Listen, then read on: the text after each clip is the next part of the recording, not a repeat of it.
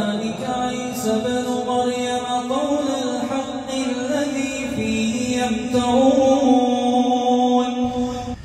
الحمد لله رب العالمين الرحمن الرحيم مالك يوم الدين إياك نعبد وإياك نستعين اهدنا الصراط المستقيم صراط الذين أنعمت عليهم غير المغضوب عليهم ولا الضالين.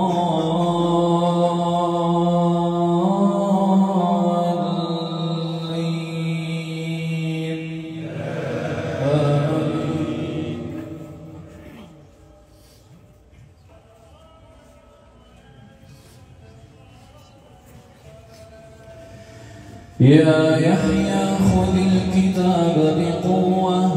وآتيناه الحكم صبيا وحنانا من لدنا وزكاة وكان تقيا وبرا بوالديه ولم يكن جبارا عصيا وسلام عليه يوم ولد ويوم يموت ويوم يبعث حيا واذكر في الكتاب مريم إذ انتبذت من أهلها مكانا شرقيا فاتخذت من دونهم حجابا فأرسلنا إليها روحنا فتمثل لها بشرا سويا قالت إني أعوذ بالرحمن منك إن كنت تقيا قال إنما أنا رسول ربك لأهب لك غلاما زكيا قالت أنى يكون لي غلام ولم يمسسني بشر ولم أك بغيا قال كذلك قال ربك هو علي هين ولنجعله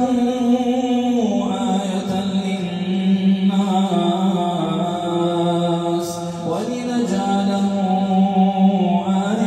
للناس ورحمة منا وكان أمرا مقضيا فحملته فانتبذت به مكانا قصيا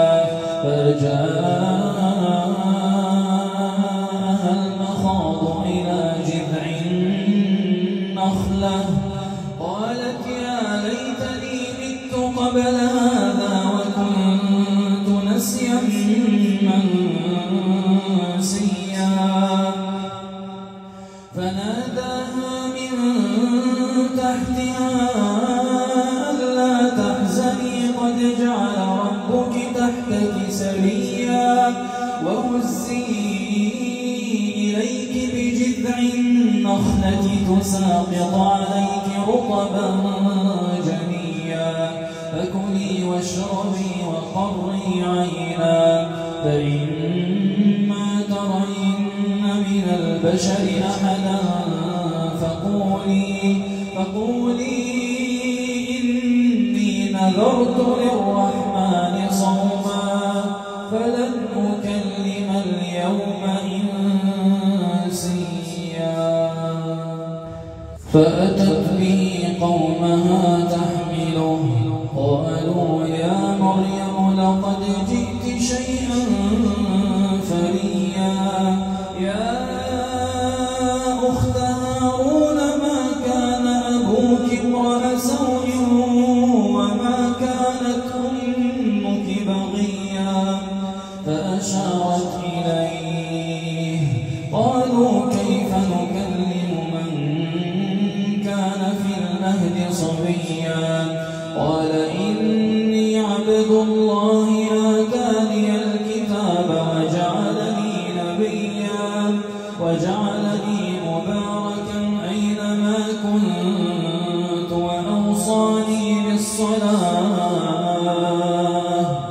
وأوصاني بالصلاة والزكاة ما دمت حيا وبرا بوالدتي ولم يجعلني جبارا شقيا والسلام علي يوم ولدت ويوم أموت ويوم أبعث حيا ذلك عيسى بن مريم قول الحق الذي فيه يمترون ما كان لله أن يتخذ من ولد سبحانه إذا قضى أمرا